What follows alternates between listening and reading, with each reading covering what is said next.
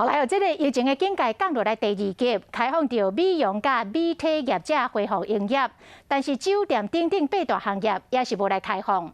就惊这个失情的行业会趁这个性命来开工，将做防疫的破空。所以台北市的警方昨深夜到饭店半暝，针对着永成馆甲地势等来做稽查。讲未解封到单，已经查到28个私底下来接客的应调的女子，其中阁有高龄70岁的太太。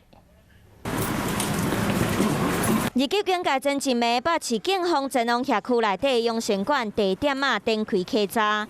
半暝出勤，就是要防止8大行业的业者偷偷开始做，变做防疫破空。人就带出来。疫情警戒也未降级，这小姐所以已经开始偷偷接客。自13号未解封到单，万家分局就已经抓到28位小姐，其中阁有4位是外国人，包括越南、香港，阁有印尼。因大部分拢是做套房来做的，有的阁穿甲真死行，外形嘛真水。不过真意外是查到有高龄70岁妇人人嘛咧做人和人之间的连结。虽然今仔日就会降做2级的疫情警戒，不过也是无开放8大行业。